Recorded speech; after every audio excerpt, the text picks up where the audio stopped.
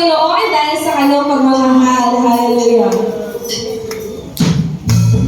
Over the mountains and the seas, your river runs with love for me. And I will open up my heart and let the healer set me free.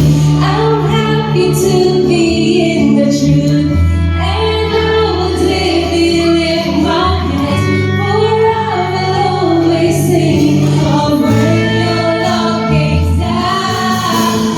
Yes, Lord, hallelujah. Napakasarap magmuli sa'yo, Panginoon.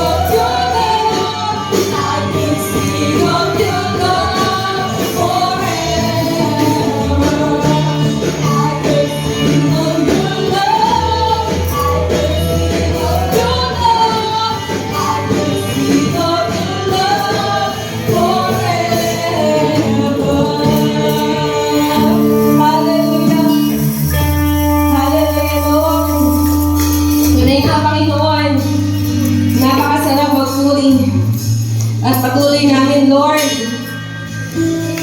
Patuloy kaming aawit sapagat nararamdaman namin yung pagmamahal mo sa mga oras na ito. Hallelujah. At patuloy namin isisigaw, Panginoon, kung gaano ka namin kamahal. Katulad ng pagmamahal namin sa aming kapwa, sa aming kapatid, sa aming pamilya. Mas higit yung pagmamahal namin sa iyo, Panginoon. Eh sa mga oras na ito, kapatid, patuloy na yung umawit, patuloy natin iaalay ang ating buhay sa ating Panginoon.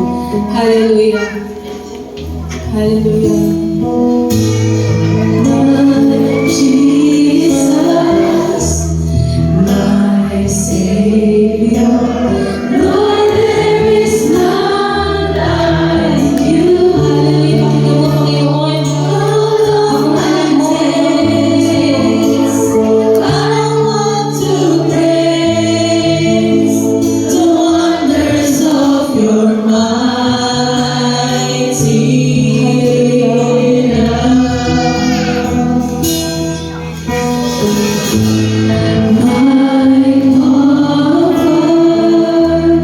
My shelter, tower of refuge and strength. Let every breath, all that I am, never cease to worship you. Shout to the Lord, all the earth, let us sing. Power and majesty, praise the King. Mountains bow down and the seas will roar at the sound of your name. I sing for joy at the work of your hand. Forever I'll love you, forever I'll stand. Nothing compares to the promise I have in you.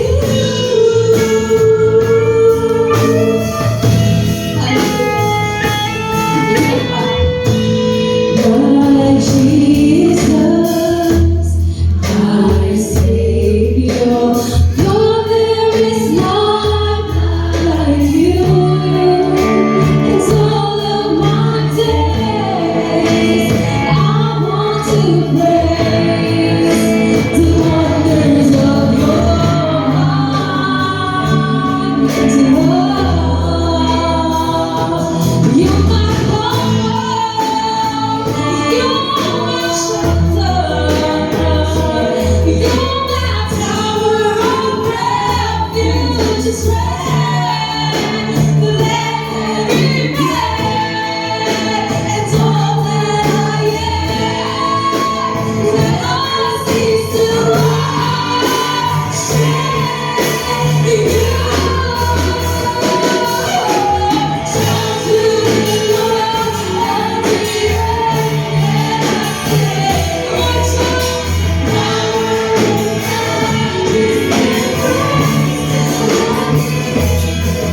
and mountains bow down and the seas will roar at the sound of your name.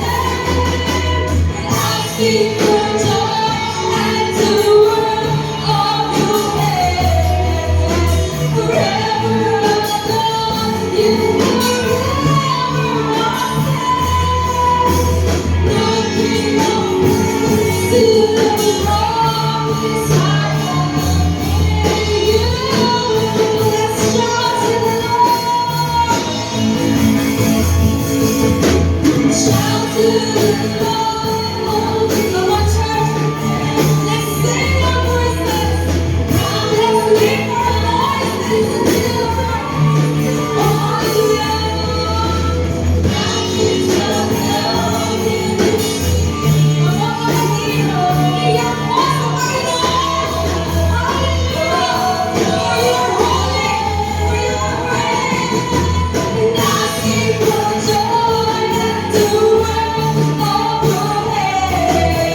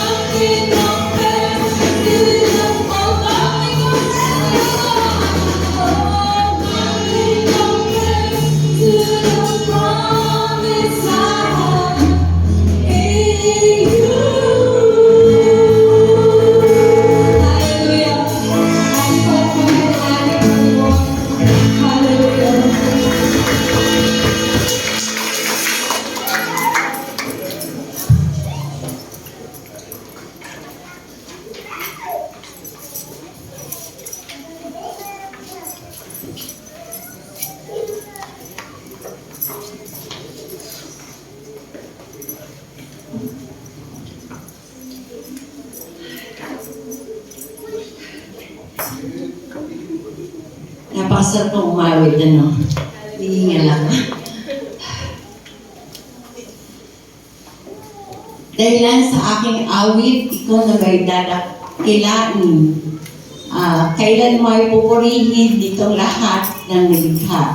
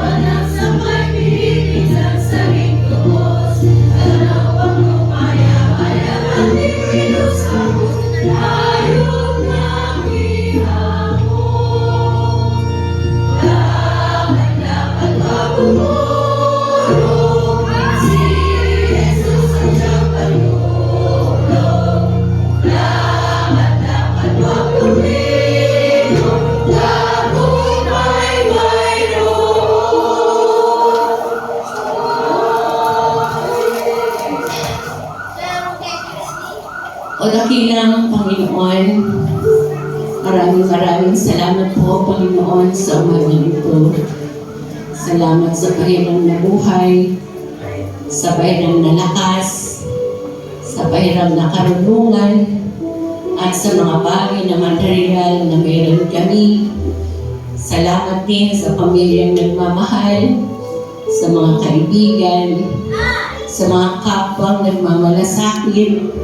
Higit sa lahat, salamat sa iglesia ito, sa sambahang ito, Panginoon, na kung saan ito ay sama-sama ka namin, kinikilala at kikilalanin pa sa mga araw na darating. Salamat, O Panginoon. O Ama, dalangin ko sa oras na ito at sa mga araw, sa bawat sandali ng aming buhay. Purihin mo po na mabubuting bagay ang aming isip. Huwag mong hayaang mapasok ito ng anumang uri ng kasamaan. Kaya din, dalangin ko, O Panginoon, purihin mo ng pagmamahal ang aming puso nang sa gayon, magawa namin mahalin ang lahat o ang sino mang tao sa aming paligid.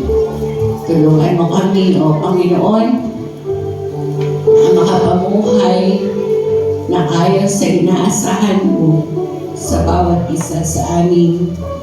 O dakilang Diyos, sa oras na ito, dalangin namin ihanda mo ang aming mga puso, ang aming mga isip, sa pakikinig namin ng iyong mensahe. Tulungan mo po at gabayan, kasiyahan mo po ng iyong banal na Espiritu ang iyong anak na ititindig sa aming harapan. Tunay, O Panginoon, dumalay sa kanyang mga kanyang isipan at mabigkas ng kanyang labi kung ano ang mensahe na nais mo iparating sa amin sa oras na ito. Panginoon, tao lang siyang katulad namin, pero sa oras na ito'y naangkin namin siya'y natatangit kakaiba sapagkat siya'y iyong lingkod. Tulungan mo, O Panginoon, na sa bawat araw ng kanyang buhay, O dakilang Panginoon, ay maramdaman at maranasan kanya ng bawat isa sa amin, O aming Ama. Maraming salamat po, Panginoon, pumagitna ka po sa aming pagsamba sa oras na ito. Ang aming dalangin, sa tamang pangalan ng aming tagapagligtas, Jesus.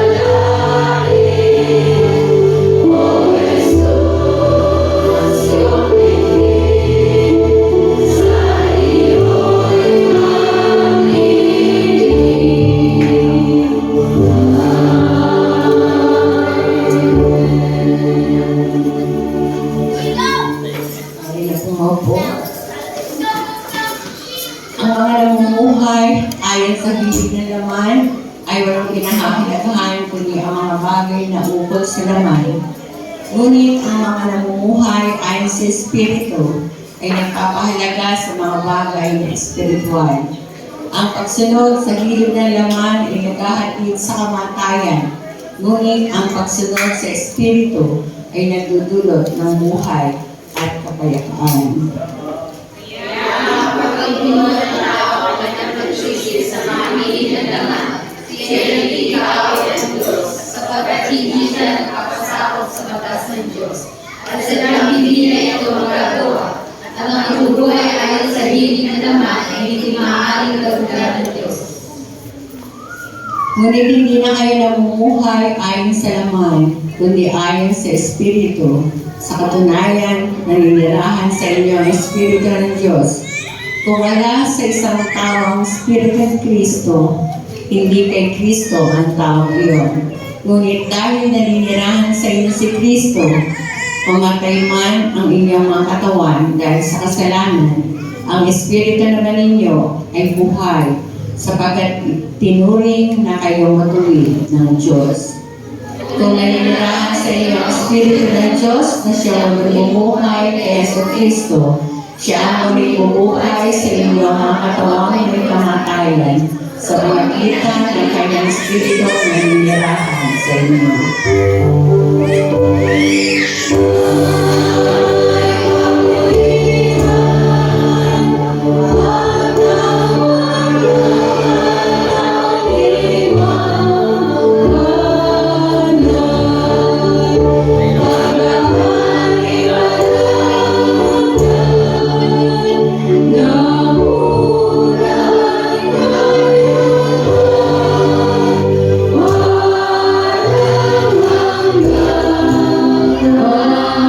Amen.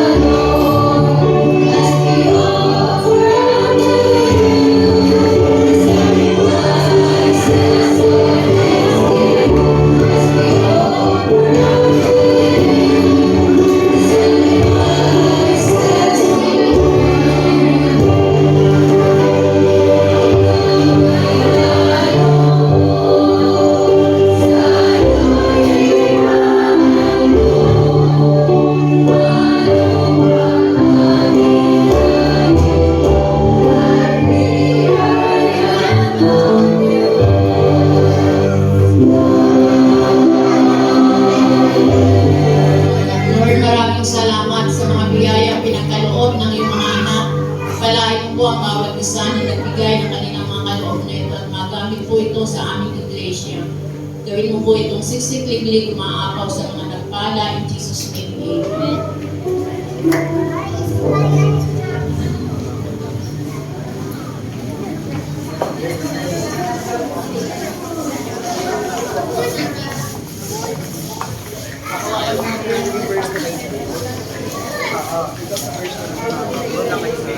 Balik pa rin mo.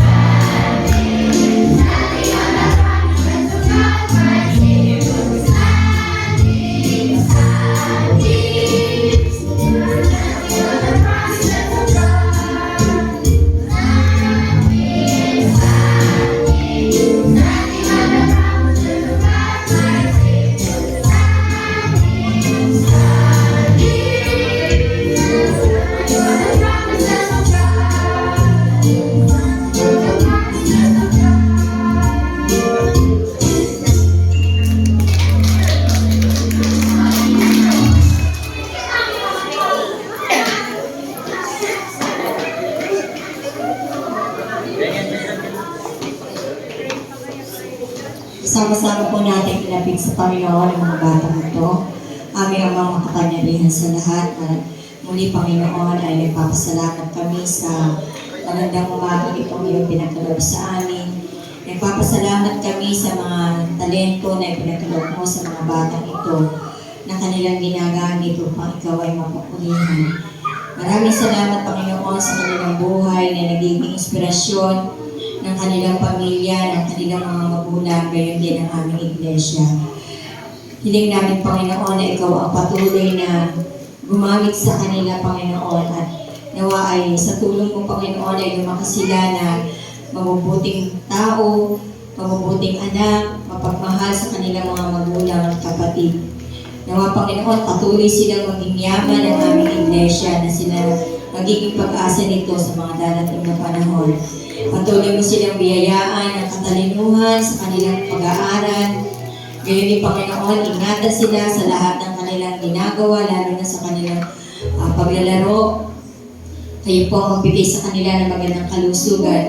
At tanging hiling namin, Panginoon, na patuloy mo silang gabayan sa lahat ng kanilang ginagawa, sa lahat ng kanilang sinasabi, sa lahat ng kanilang naiisip, Panginoon. At maging huwanan sila, hindi lamang sa loob ng aming iglesia, kundi sa komunidad na aming ginagalawan. Na makita sa kanila ang ugali na isang bata na lumalaki sa mga salita mo, Panginoon. At sila ang maging magandang halimbawa ng mga bata sa kanilang paligid. sa kanila makikita ang ulirang bata, mabuting bata, at mapagmahal sa iyo, Panginoon. Lahat ng ito, Panginoon, ay aming hinihiling sa matamis na pangalan ng aming Panginoong Jesus. Amen.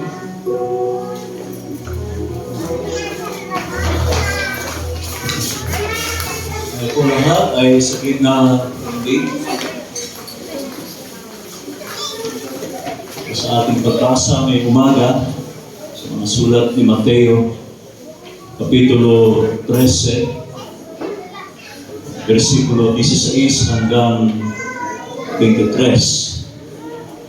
Subalit, pinagpala kayo sapagkat nakakakita ang inyong mga mata at nakakarinig ang inyong mga tainga. Tandaan ninyo, maraming propeta at matutuwid na tao ang naghanga na makita ang inyong nasasaksihan at marinig ang inyong napapakinggan. Subalit, hindi nila ito nakita ni narinig. Ipinaliwanag ang talinghaga tungkol sa manghahasik. Makinig kayo at unawain ang kahulugan ng talinghaga tungkol sa manghahasik. Kapag ang isang tao ay nakikinig ng mensahe tungkol sa paghahari ng Diyos, ngunit hindi naman niya iyon inuunawa, siya ay katulad ng binhing na laglag sa daan.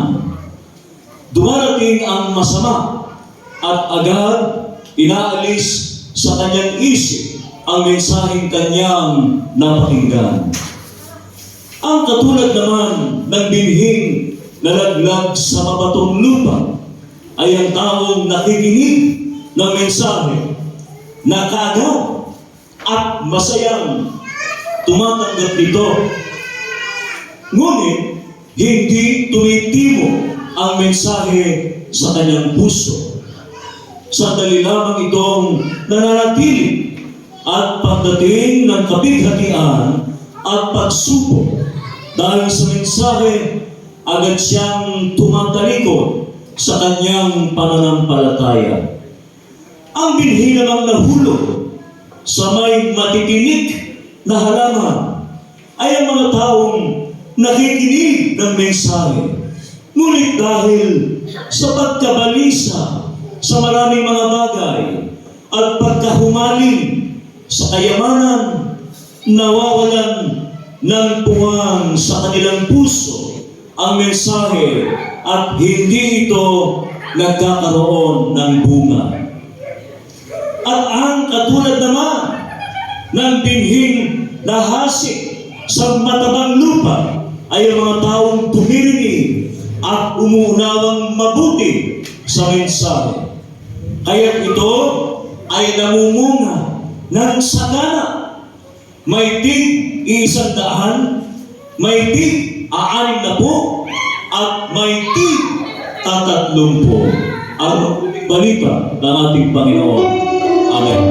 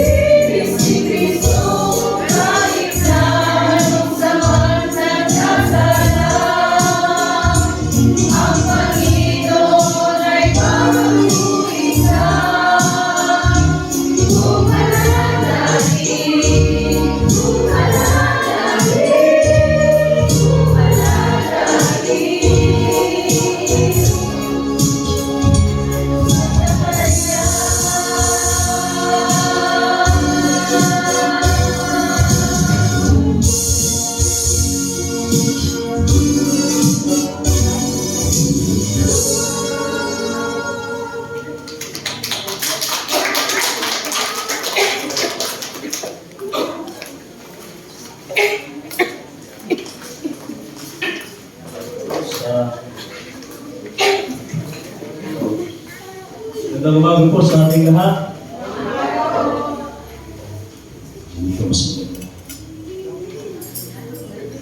Wala na po. Kaninang alas 6 na 6:47 ay nag-umpisa yung ating pananabahan sa Dulong Malabon Mission. Bagamat alas 7 pa, marami na, nag-umpisa na rin po kami. 6:47. At sabi nila, parang effective yata ng ganun kaaga. Titignan namin, sabi ko po, experimental. Kung effective nga po na gano'n kami kaaga. Ang dami po, no? Meron kaming 5 bata. At sabi nila, lapit ng mga bata, Pastor, may assistance po ba? Ano nila? Sabi ko, hindi ko kasama ngayon. Next Sunday, kasama natin sila. At isa yun sa pinapagpatuloy ng ating iglesia ng Inaw. Kayo po, na siyang nangangasiwa at nagpapatuloy na naghahasik doon. Sapagkat ngayon ay ang ating tema ay tungkol sa sowing, paghahasik. No? Hindi madali. Ngayon po, napapansin natin dito sa gawing liburan na may mga sabing pagbabiking, pagbibisikleta, meron ng mga halos kanyang kataas na, yung mga pula, yung mga palay na kanilang pinularo po. At natutuwa tayo dahil kahit na almost 10% ayon sa ating Department of Agrarian Reform ay halos 10,000 lamang ang halos sa 110 million ay halos 10 million lang ang 10 million na lang ang nagpapatuloy na magsaka. Nagmamalasakit na yung kanilang mga lupain ay mapulaan ng kanilang bilhin. At isa sa mga bagamat maraming larawan, maraming mukha, bagamat dito ay 4 na klase ng mukha, 4 na klase ng puso, 4 na klase ng lupa ang tinutukoy ng ating talinghaga. No. At siyempre pa, ay hindi po kami exempted dyan. Unang-unang binanggit ay kami. Ang unang binhi na nalaglag sa tabi ng daan. At maraming nag-aakala ng mga preachers natin, evangelists natin, ang akala nila ay ang kanilang pagtuturo ay pwede nilang i-twist, pwede nilang haluan ng kanilang mga personal na mga doktrina. At malaking hamon sa ating lahat sapagkat piling-pili, iilan lamang sa mga narinig nating nagpapahayag o nangangaral na talagang ang kanilang tinuturo ay purely na mapapasa lamang natin sa panagin. Bibihira po yun.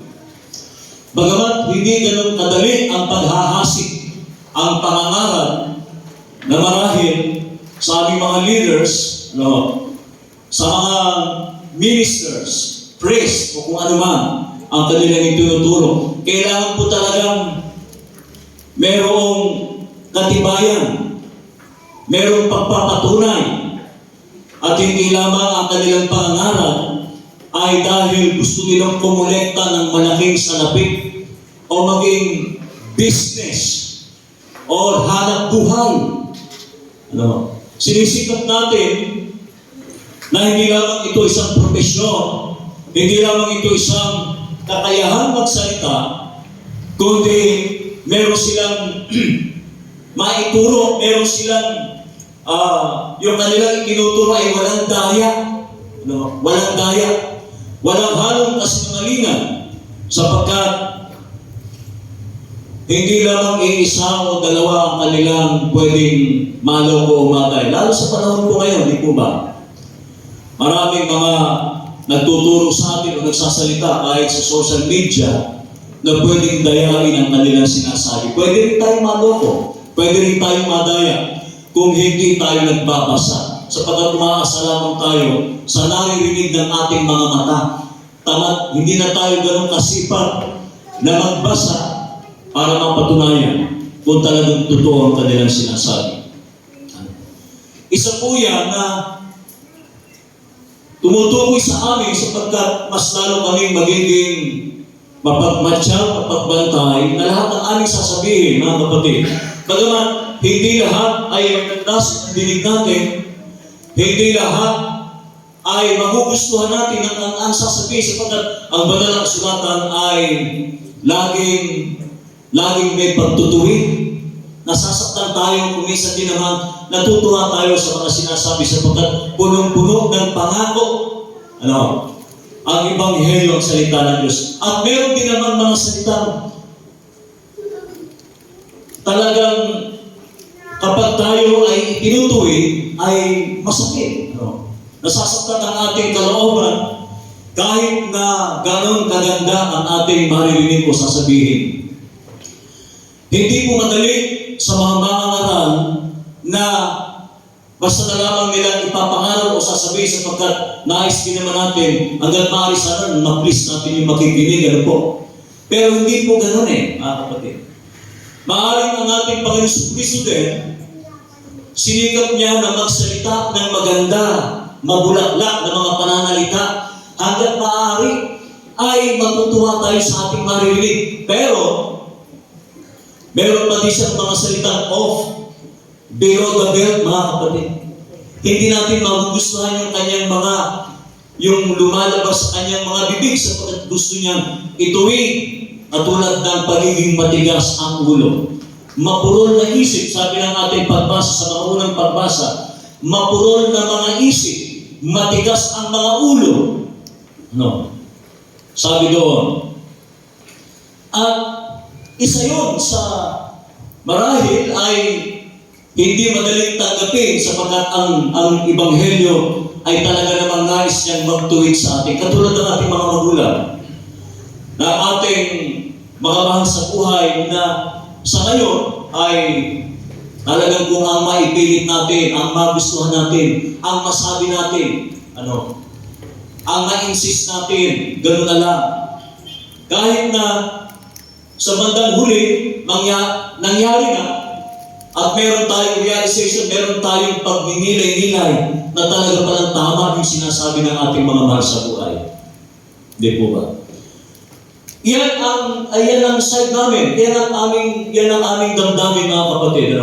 Sinisikap namin na maipaunawa, hindi para tayo ay pasakitan o patamaan o kaya ay pasaktan. Kung hindi talagang sasabihin natin at sasabihin ang ipinasasabi ng ating Panginoon Kristo. Ikalawa, ay yung binhi na naglag sa mabato. Isang binhi na ningaskugon lamang. Sa umpisa lamang ay maalaw o nagpakita ng kanyang unang pag-ibig sa paglilingkod. At ang sabi doon ay nawala agad. Natuyo ang binhi sapagkat nabilad sa matinding sikat ng araw. Init sapagkat mababaw lamang ang ugat na kanyang pinagtaniman. Kung ilang taon na tayo,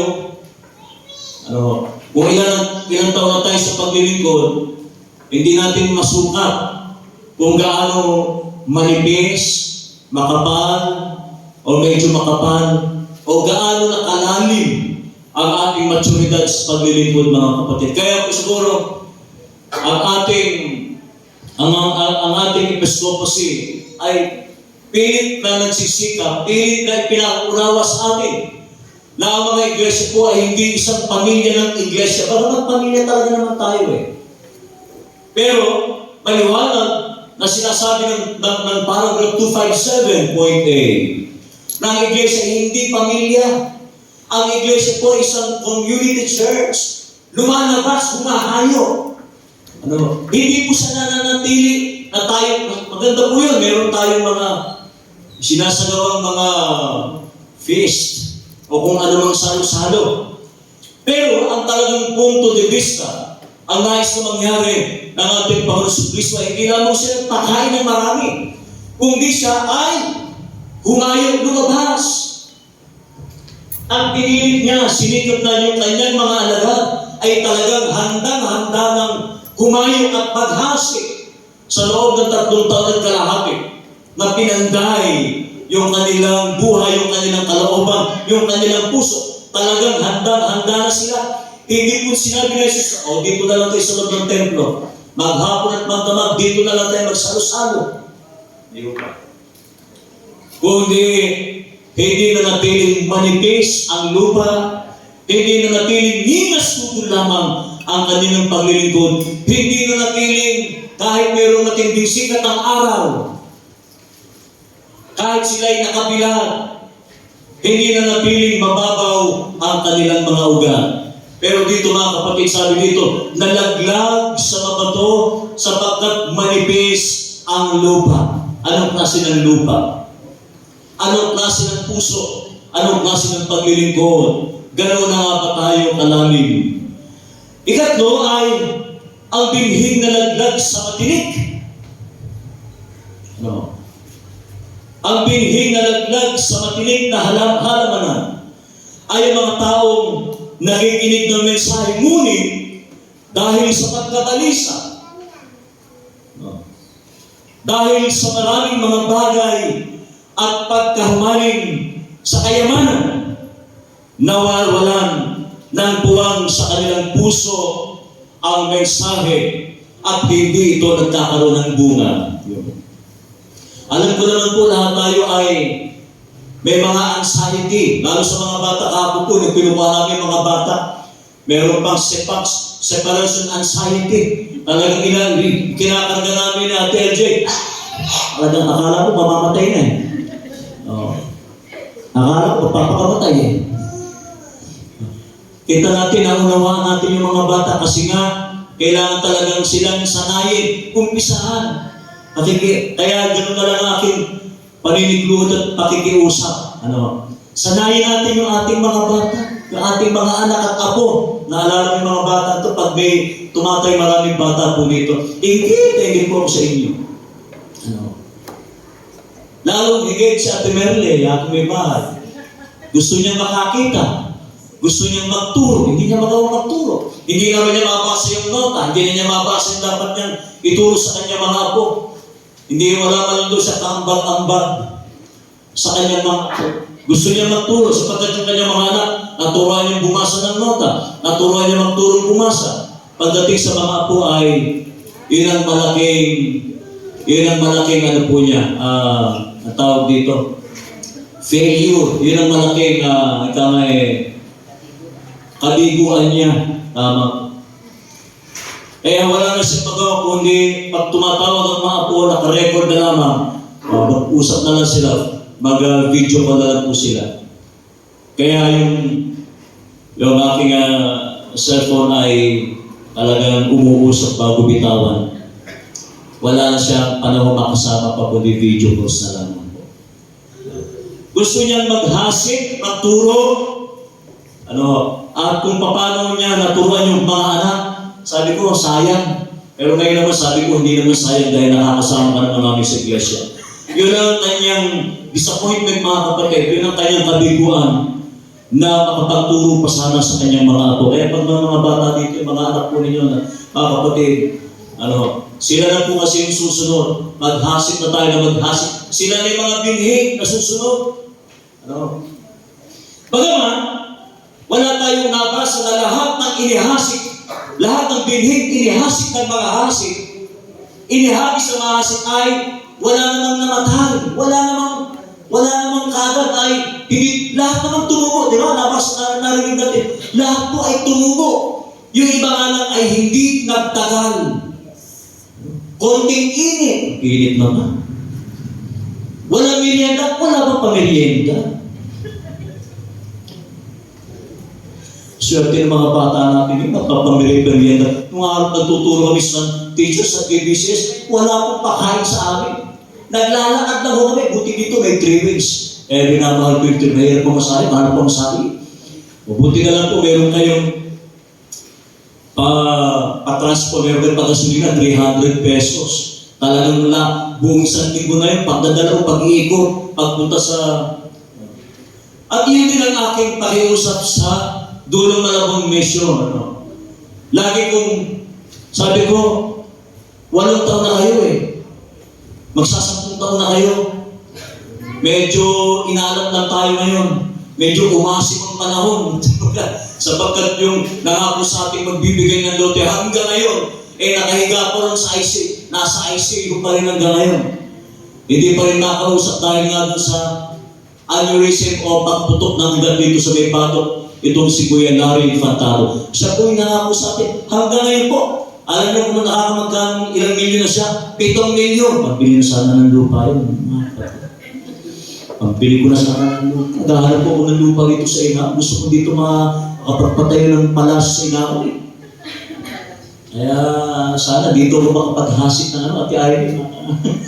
Begay naman. Naghahanap po ako ng maliit na lote. Dito na lang kasi nakita ko po yung geographically malapit sa Ellis, malapit sa Baliwag, hindi pa binabaha. Ito pa muna inaako ng sasawa na kami sa kababahan. Sa bato kami sa kalupit, wala na natin sa gamit namin Ang natin sa gamit namin ay plastic na silya. Kutsara, tinidor na natira. Yung TV namin, inaano na pa, lumalang mo yun, nakasampabida pa. Yung ref po namin, tinangay na rin ang baha. Wala na natin.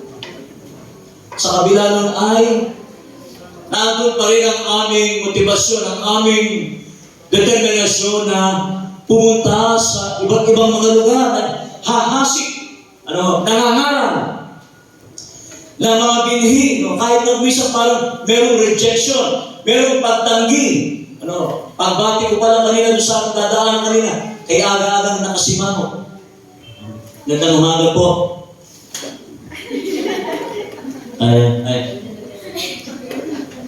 Aga-aga naman nakainom dito. Ganun po talaga. Pero kahit na yung ngiti ko, sabi, kailangan may space. Kahit na yung salunod sa akin. Hindi ko alam kung nagugutom, hindi pa nagkape, hindi pa nag-alusan. Pakita pa rin natin talagang yung katangian ng isang maghahasik, iba-iba. Bagay sabi nga, in season and out of season, napapanahon, may bagyo, umuulan, malakas ang hangin, hindi nadismaya yung maghahasik. Naghasik pa rin siya. Hindi, kaya sabi ko po yung ating, sino ba yung nag-Sunday school po kanina? Nagamit po ba yung topic kanina sa Sunday school? Yun. Kasi ano po yun, teaser po yun. Sa bandang uli, yan pa rin ang pag-uusapan natin Medyo kiniliti lang tayo. Sapagkat alam na natin kung saan estado na tayo. Tayo rin mismo nakakaalam mga kapatid kung nasaan estado na tayo. Saan ba tayo hindi lumalago? Ano ba ang mga anxieties natin? Ano ba ang kinakatakot natin? Kung tayo ay nando sa estado ng gospel sharing o pamamahagi sa ating kapwa. At kahit na matagal nang ipinagtatagubili sa atin yung alituntunin na tayo ay magkaroon ng bahagi sa iba, makapagsama ng iba, nakakahiya ba o hindi? May sasama ko ba sila dito o hindi? Ano nga ba ikinakahiya ko? Bakit hindi ako makapagsama? At least, 1:1. Isa man lang, kahit isa. Kung ilan tayo ngayon dito, ilan tayo dito, meron na tayong 80. May 80 tayo pala. 60 meron tayo. Ilan taon na ba tayo? 70. May 72 naman siguro tayo ngayon. At hindi lamang nakikita sa atin, sabi ko nga nung nakaraan, di ba? Nung Webes, bakit pinuntahan na Jesus? Yung sabi natin, hindi ko lang talaga mabigas, nasa dulo ng dila ko, hindi ko mabasa Yung depressed area ng Capernaum, 3 lugar yung binanggit. Pwede namang magpunta sa Jesus sa templo, sa mga syudad. Pero bakit ang pinupuntahan at hinahasika ni Jesus yung mga lugar na depressed? Malulungkot, madilim, sabana. At walang nag-aasikaso sa kanila. Yun ang palaging gustong-gusto o bread and butter ng ministry ni Jesus. Kaya sa atin, hindi lamang po sabi nga yung Capernaum ay sa salitang from Nahum, Capernaum, na nagbibigay, Nahum means hope, joy, sabi nga. Nagbibigay ng pag-asa ang salitang Nahum sa buhay natin. At yun, dumating ang panahon na yung Nahum ay naging Capernaum sapagkat malungkot. Naging depressed yung lugar. Walang nag-asikaso. Walang nagbigay sa kanila ng panahon para yung dating masiglang Capernaum ay muling magkaroon ng pag-asa at ng kasiglahan, mga kapatid. At ang paghahasik natin marahil sa panahon ngayon, napaka-digital na ng paghahasik natin. Napaka-digital na, mga kapatid. Marami na pong estratehiya kung paano tayo makapaghasik ng magagandang binhi. Bagamat iisang binhi lang ang ginamit, pero 4 na klase ng lupa ang binabanggit natin. Una, sabi nga, ang unang binhi ay nalaglag sa daan. Ikalawang binhi ay nalaglag sa mabatong lupa. Ang ikatlo ay nalaglag sa matitinig na halamanan. Sige nga, tignan mo yung katabi mo. Mukha bang matinig yan? Yan ba tinig sa lalamas? Tinig sa lalamunan mo? Yan ba tinig sa lalamunan mo? Kaya hindi ka lumalag mo? Ano nga ba yung mga tinig sa buhay natin? Bakit hindi tayo lumalago? Hindi, yung paglagong, yung paglagong inner, panloob, okay yun, give lang. Gusto talaga natin, nabubusog tayo. Kung ano-ano mga radio station, ano-ano YouTube na papakita natin. Pero hindi po sapat yun, lumalago ka lang sa sarili mo. Inclusivity, hindi lang inclusivity, kundi sabihin exclusivity. Hindi lang lumalago sa loob ang iglesia, kundi lumalago din siya sa labas. Kaya ngayon maghahasik, lumabas eh. Meron ba naghahasik na nasa loob? Wali ngayon, maghahasik tayo sa loob ng bahay. Para ka naman may sayad doon. So, meron ba naghahasik sa loob? Wala naghahasik sa loob. Maghahasik siya sa labas. Di ba? At marahil ay isang malaking hamon pa rin sa ating lahat ito. Ano nga ba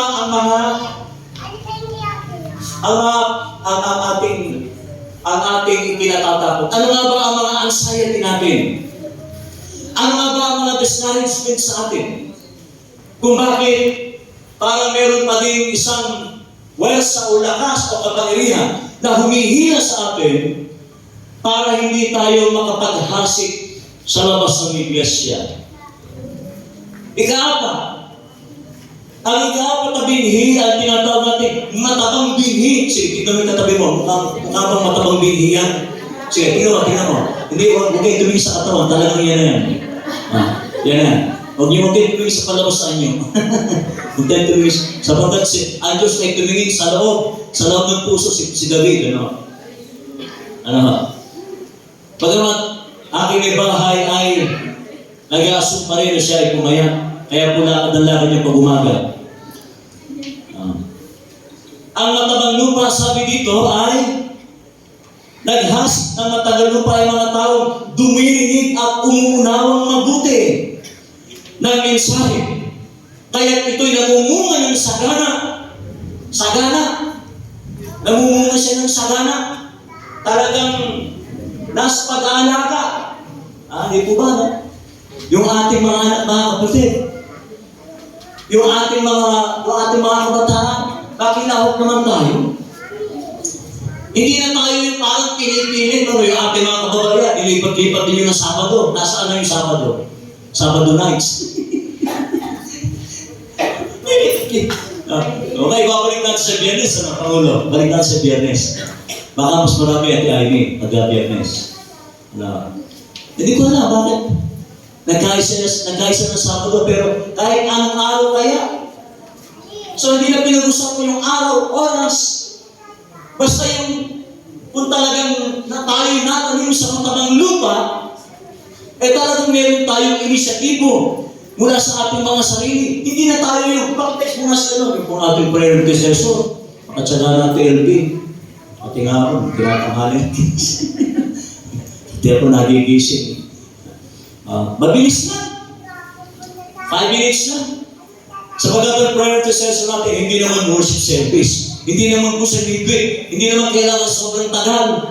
Or naiinip yung iba, kaya siguro hindi makapulis, masyado yata ng matagal. Masyado yata ng matagal.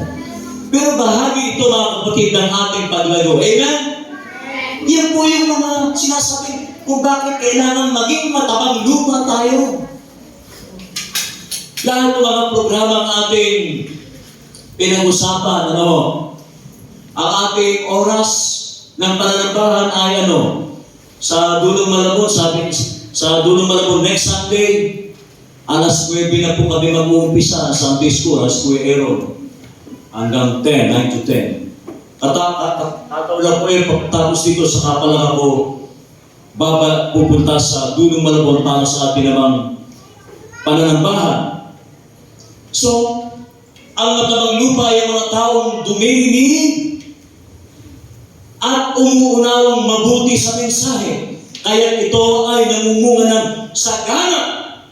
May tig 100, may tig 60, at may tig 30. At least na po. Huwag na natin kinukumpara sa kanya, mas marami sa kanya. Hindi po. Ang mahalaga po, namumunga. Amen? Mahalaga po yung kaya natin natin, kaya ng 3, kaya ng 2, kaya ng 1, kaya ng 4. Ang mahalaga po ay namumunga tayo lahat mga kapatid.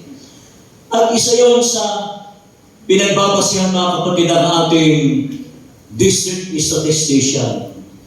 Walang iba, dito po galing yon sa ating iglesia. Walang iba kundi si Pastor Emil ang ating district statistician mga kapatid. At sana po ay ito yung dapat na maging sentro ng ating paglago, mga kapatid. Sapagkat kung mananatili tayo sa unang binhi, bagamat nabuhay din siya, tumubo. Lahat naman tumubo Bagamat sabi nga, isang malaking disappointment sa atin, kung sa 3 kategorya ito, 3 klase ng binhi, ay ganun pa rin ang estado ng ating paglilingkod. Wala tayo doon sa kategorya ng pagiging matabang lupa ay yung mga taong tumirinig at umuunawang mabuti ng mensahe. Sige. Tignan muli yung katabi mo. Mukha bang umuunawa ng mensahe yan? Inaantok? Inaantok ba kayo? Inaantok. Naunawaan niyo ba? Pati. Sino po kanina ang nakaunawa doon sa ating Sunday School kanina? Ilan ba nakadalo sa Sunday School? Marami ba nakadalo sa Sunday School ng kabataan? Sino nagturo sa inyo? Si Kuya Aaron. Sino ba si Kuya Aaron sa... Nag-join po. Nag-join? Kaya po sabi nga natin, papapansin niyo, iba-iba yung bilang. May tig-100, 6 po. Hindi na pinag-uusapan yung, mas marami yung sa'yo, 100. Dalawa lang ngayon. Ang sinasabi po natin doon ay mag-execute natin. May organization kasi, may challenge, kahit konti lang sila. Paso, tatapunan kami na, di ba? Maganda kayo mag-uusap-usap na lalakihan Sige, paano gagawin natin? Paano natin mapasigyan ang mga kalalakihan? Hindi po pinag-uusapan sa bisig, hindi pinag-uusapan. Bakit konti, join na lang kayo. Hindi po, wala naman po kami pinag-uusapan gano'n sa alituntunin o sa ruling ng Sunday School. Kahit po 2 lang kami, kahit po ako lang po yung sa susunod lang po, nandito na ako sa Sunday School. Kahit po 3 lang tayo, bubukod po kami sa inyo. Doon kami sa kwarto namin. Doon na lang tayo sa kwarto sa bahay. Upuan ang ibibigay ko siya, pero hindi kama, baka matulog kayo. Mahirap. Kahit 3 tayo, tuloy natin. Yung mga malalaki, kung maaari sana, binago na natin yung oras paano tayo magiging matabang lupa? At ang ating pakiusap mga kapatid ay, dadalawa lang daw kanina, tulungan nyo kami mga kalalakihan, na tayo mismo ay magsilbing matabang lupa at wala na tayo doon sa kategorya ng tatlong klase ng pinipili na tumubo pero nabalisa sa maraming bagay. Kami rin po mga kapatid, nababalisa din kami sa maraming bagay. Sino ba hindi nababalisa? Tingnan mo yung katabi mo, mukha ba nababalisa yan? Nababalisa sa pera. Sino rito nababalisa sa pera? Nababalisa sa asawa. Nababalisa sa pag-aaral, sa inyong grades. Ang dami! Di ba? Nababalisa sa pagkakaroon ng asawa. Nababalisa na mag-asawang muli ang mga byuda. Ang dami-dami yung iniisip mga kapatid. Sabi ko kaya tumili, pag siya na byuda, natalo, babalik ka na rin kita, malungkot ko sa kabila. Susunduin na kita. Sunduan ka rin dalo. Patutunayan ko talagang gano'n ko siya kamahal. Pag nauna ka naman, maghintay ka. Hindi ka lang sasama. Hindi po. Agad-agad sabi ko sa kanya, pag nauna ka, magpakita ka ng sign na sinusunod. Sasama lang na problem. Mahirap mo nag-iisa Naalala ko yung mga ibon. Pag nawala yung isa, anong ginagawa ng isang ibon? Bakit mo, nakagano'n na lang. Kapakit yata nag-iisa ka. Sunduan kami dalawa. Nalabot na tayo. Pero ganun po mga kapatid, Parang makita natin ang improvements, ang development, ang grow, ang paglago ng iglesia ay nandun tayo sa 4 na kategorya. Isang matabang lupa, isang binhi na kung saan ay nahasik sa matabang lupa, tumirinig at umunawang mabuti, kung kaya't namumunga siya ng sagana. 160 at 30. Amen? Pagpalain po tayo lahat sa pangalan ng Ama, ng Anak at ng Banal na Espiritu. Amen.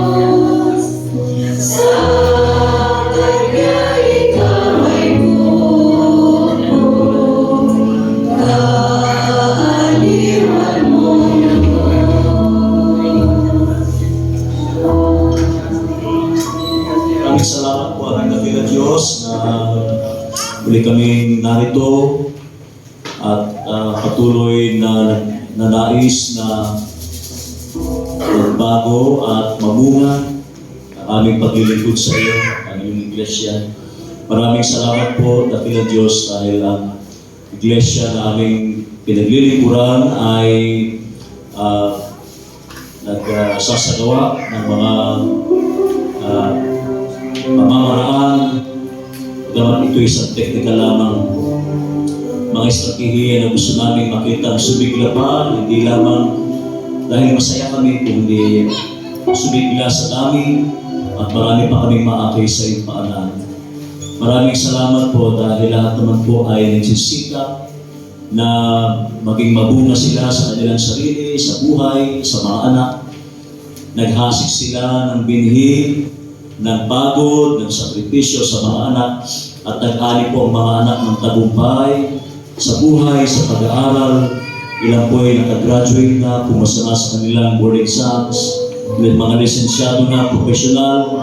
Salamat po dahil sulit aming pagod, sulit po aming hirap, at higit sa lahat ang panalangin. Palakihin sila sa iglesia ito, na ituro sa kanila ang magagandang values, kaugalian, asal, na madadala po nila kung sila ay nasa estado na ng pagiging abala sa hanap buhay at sa mga darating na panahon pa na kanilang balakin. Salamat po sapagkat ang inyong iglesia, ang bawat iglesia ang siyang training ground, na siyang pantayan ng pananampalataya upang sila ay maging mabungang lingkod, maging mabungang tao, sapagkat ang mga inihasik sa kanila yung mga salita. Kaya din ang aming mga anak at apo, huwag po kaming magsawa, mapagod, huwag kaming mapagod na mahuli sa kanila, na sila ay padaluhin sa mga pag-aaral ng mga bata every Saturday. Salamat din po sa mga taga-hasik, sa mga Sunday school teachers namin, tumutulong ang outreach sa kanilang kaparaanan. Maraming salamat po sapagkat lahat naman ito may bunga, may pag-asa. Makikita namin ang matamis na bunga ng kanilang hirap, ng kanilang sakripisyo. Maraming salamat po. Tingnan din po sana kami kung paano kami naghahasik sa aming personal na buhay, sa aming mga anak, sa aming trabaho. Ngayon po ay maganda ang aming estado sa buhay. Pag-aaral, doktoral, kung ano man. Lahat po yan ay pinagbubuhusan namin ng panahon, talino, oras, pagod, pera. Pero hindi po mangyayari lahat ng yan kung hindi kami nagmula sa iglesia na aming pinaglilingkuran, naunawaan namin ang lahat. Lumawak ang aming pag-unawa, sino pa kami. Wala kaming dapat ipagmalaki sa buhay. Sapagkat lahat namin ito'y mawawala, malulusaw. Wala pong matitira kahit isa sapagkat ang mga bagay nito'y pansamantala lamang. Pero meron isang pinaka-importante, pinakamahalaga sa lahat. Ang binhing nahasik sa amin ay hindi mawawalang kailanman. Ang kailangan lang na may bungkalin, alagaan upang lumago pa. Sapagkat yun naman po ang tunay na inaasahan sa aming Panginoon. Lumago kami hindi lamang sa aming kaalaman. Sumigla kami hindi lamang dahil nakakadalo kami ng mga magagandang training, seminars, workshop. Karagdagang kaalaman sa aming pagdalo sa mga district gatherings ko na katulad ng Maya, mamaya, sa Alauna. Ang mga activities namin ay nakakatulong po sa amin. Dakilang Diyos. Wala naman pong dahilan para hindi namin sabihin na lahat ito'y bahagi ng aming paglago. Pero hindi po mananatili sa aming puso lamang. Hindi mananatili sa aming sarili. Paano ba namin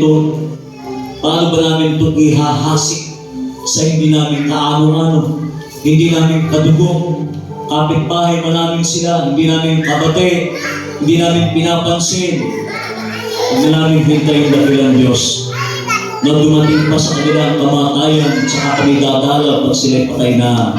Wala na pong simple, wala na pong halaga. Habang sila'y nandiyan, ay meron kaming gagawin upang makapaghasik. Huwag po kaming titigil dakilang Diyos, huwag kaming mapapagod. At kami naman po na nahahasikan Nawa po'y magkaroon din kami ng ang pagkilos mo dakilan Diyos sa buhay ng mga tao ito. Tumimok sa kanilang puso. Marinig, mapakinggan nila.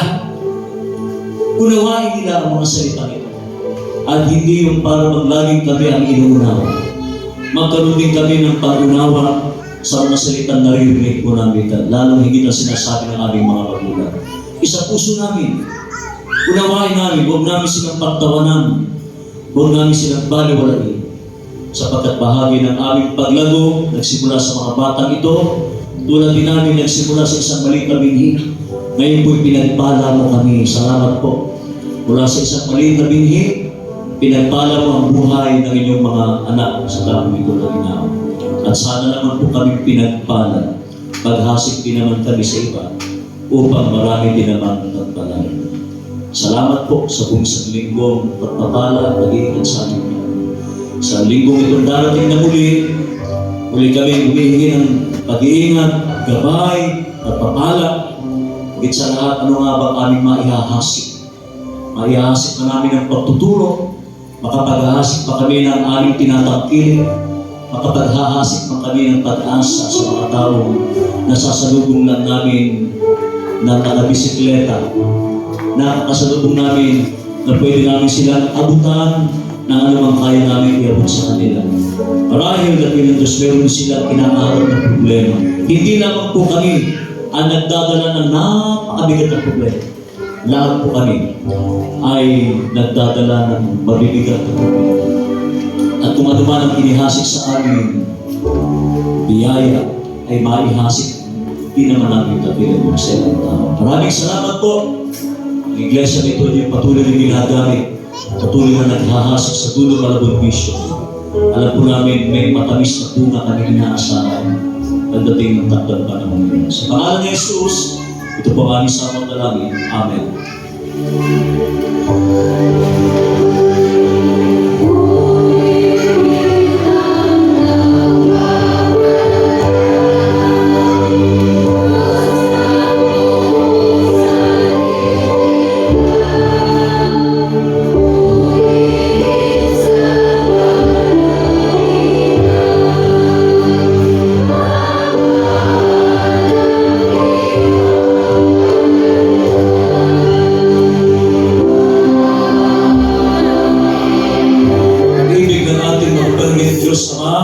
Patuloy na sumaating lahat ang pagmamahal ng ating Panginoon Kristo na siya nagliligtas sa atin sa lahat ng oras at ang pakikipisan ng kanyang banal na Espiritu ang laging sumaating sa ating mga puso, sa ating mga tahanan, sumaating ito mula ngayon at magpakailanman.